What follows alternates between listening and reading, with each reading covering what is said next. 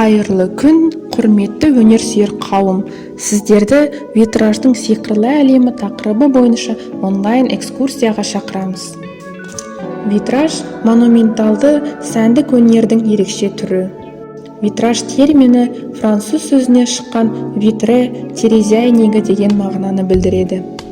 Витраждар шыныдан жасалған мөлдір суреттер, суретті өрнектер. Витраж түрлі түсті шыны арқылы өтетін жарық сәулелерінің құбылуы арқылы интерьерге көркем түр береді. Шыны терезелер мен мозаикалық панельдер ғасырлар бойы белгілі. Олардың көмегімен көрнекті өнер туындылары жасалды. Әйгілі сәулет ескерткіштері витраждармен және әшекейлермен безендірілді. Сонымен қатар мозаика мен витраждар біздің уақытта өзектілігін жоғалтпады. Керісінше, жыл сайын олардың танымалдылығы артып келеді. Витраждар ұзақ уақыт бойы храмдарда қолданылған. Ертедегі христиан шіркеулерінде терезелер жіңішке мөлдір тастар тақтасымен толтырылған, олардан ою өрілген. Романескалық шіркеулерде әртүрлі пішіндегі әйнектен жасалған, қорғасын көпірлерімен бекітілген көп түсті үлкен өлшемді витраждар готикалық соборлардың ерекшелігі болды. Көбінесе діни және күнделікті көріністерді бейнелейтін. Олар үлкен ланцет терезелерге және раушан деп аталатын терезелерге орналастырылды. Витраж өнерінің тарихы бай, болашағы мен шығармашылық мүмкіндіктері шексіз өнердің түрі. Витраждар алғаш рет қай кезде жасалғанын айту қиын. Түрлі түсті шыныдан жасалған шағын мозаикалар ежелгі Мысырда біздің заманымызға дейін бірінші 100 жылдықта ежелгі Италияның Помпея және Геркула қалаларының қазбаларында табылған. Біздің заманымыздың 330 жылы Византияның астанасы болған Константинопольдегі София соборының терезелері түсті шынылармен безендірілді. Драмштадттағы Гессен мұражайы, Аугсбург соборы витраждар фрагменттері 4-7 ғасырда Византияда, 9-11 ғасырдың екінші жартысында Германияда табылған. 1140-1144 жылдар аралығында Парижге жақын Сен-Дени шіркеуінің витраждарынан қазіргі күнде готиканың жаңа стилі пайда болуына негізі болған элементтер мен мотивтер қосылған терезе әйнектерінің фрагменттері ғана сақталған. Алғашында витраждар барлық жерге қолданылмаған. Белгілі бір діни орындарда ғана кездессе, уақыт өте келе витраждар шынайы өнер туындыларына айналды. Кейінгі уақыттарда витраждың ежелгі техникасы, әйнектің фигуралық бөліктерінің мозаикалық жиынтығы, көптеген қолданбалы заттар үшін жиһаз, терезелерде, айналар, музыкалық аспаптар, зергерлік бұйымдарда белсенді қолданыла бастады. Қазақстанда алғаш рет 20 ғасырдың 60-70 жылдарында әртүрлі құрылыс ғимараттарын, мәдениет пен өнердің дамуына байланысты театр, кафе, бар, мектеп, кинотеатрларды витражбен безендіре бастады. 2008 жылы Жүргенов атындағы Қазақ ұлттық өнер академиясы цехында фьюзинг, Тиффани, фриволит, лақ құю техникаларын игерген мамандарды дайындайтын витраж шеберханасы ашылды. 2011 жылы Алматыда көркемдік витраж және мозаиканың қазіргі тенденциялар 2011 атты Қазақстандағы витраж өнерінің алғашқы көлемді көрмесі өткізілді. Көрмеде витражды өрнектеу, мозаика жасау және тағы да басқа шыны материалдарынан жасалған күрделі композициялар қойылды, эскиздер ұсынылды.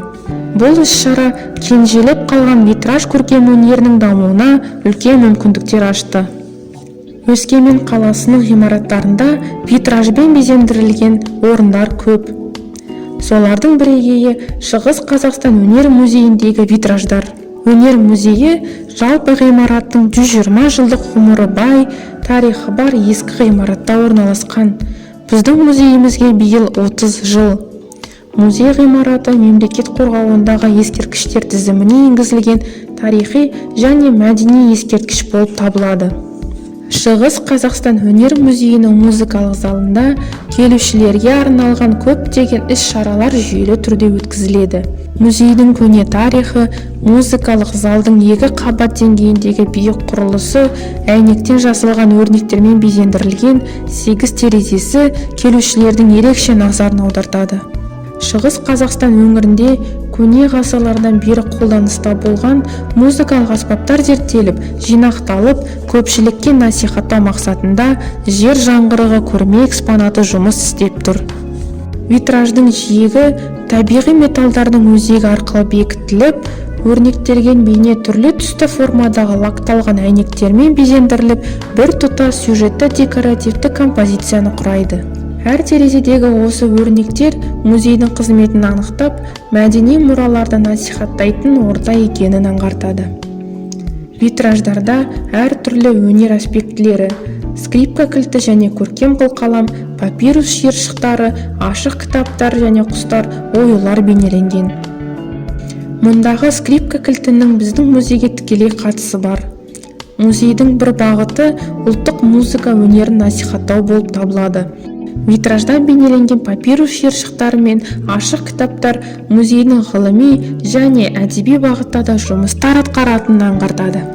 Музей ақындар мен жазушылардың әдеби шығармашылық кештерін өткізіп, бейнелеу өнерінің қыр-сырын ашатын ғылыми мақалалар мен жобаларды жариялап жарыққа шығарады. Ал көркем қылқалам музейіміздің негізгі қызметі болып табылатын сурет өнерінің мәдени ошағы екенін хабар береді. Қазақстан және шетел суретшілерінің барлық жанрдағы туындылары, мүсін өнері, қолданбалы өнер жұмыстары музейіміздің негізгі жауһарлары болып табылады.